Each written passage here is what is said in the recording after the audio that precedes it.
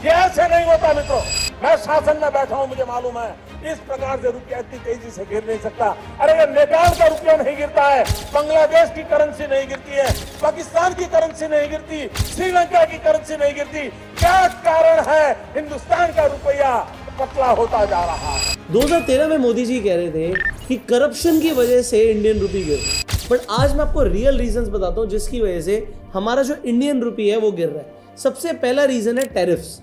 Tariff जब से US ने हमारे ऊपर लगाए हैं, इम्पैक्ट इतना बुरा पड़ा है दोस्तों कि मई 2025 के अंदर जहां पर हम यूएस को 8.8 बिलियन का एक्सपोर्ट कर रहे थे, वो सितंबर में गिर के $5.5 बिलियन का रह गया।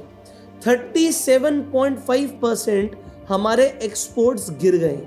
अब क्योंकि एक्सपोर्ट्स गिर गए हैं, देखिए इंडिया यूएस को सामान भेज रहा था, अब यूएस पैसा किस में दे रहा था? आईएनआर में दे रहा था। अब आईएनआर में पैसा देने के लिए उसे आईएनआर को बाय करना पड़ रहा था, बट क्योंकि एक्सपोर्ट्स गिर गए हैं वो अब बाय कम कर रहा है, और क्योंकि बाय कम कर रहा है तो जो हमारा रुपया है ना, इसकी वैल्यू अब बढ़ नहीं रही है क्योंकि डिमांड नहीं आ रही है, इसलिए रुपया डेप्रिशिएट कर रहा है। This is the very first reason. India आज की डेट में भी नेट इंपोर्ट कंट्री है, हम इंपोर्ट ज़्यादा करते हैं, एक्सपोर्ट कम करते हैं।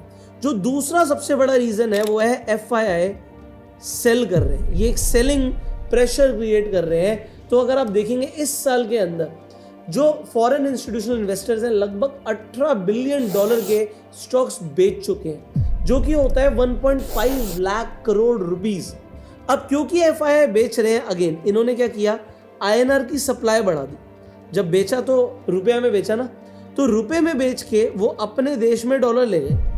अब रुपये की जब तक सप्लाई रहेगी, एफआईआई बेचेंगे तो रुपया स्ट्रॉन्ग कैसे होगा? एफआईआई स्टॉक्स खरीदे, ये बहुत ज़रूरी है। बट अच्छी बात क्या है, हमारा निफ्टी इस बार एफआईआई के बेचने पर भी इतना नहीं गिरा, थैंक्स टू यू, क्योंकि आप लोग एसआईपी कंटिन्यू कर रहे हो।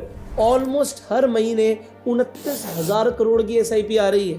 तो क्योंकि निफ्टी अभी नहीं गिर रहा है और अगर एफआईआई आए और एसआईपी कंटिन्यू रही तो निफ्टी 2x स्पीड से भागेगा।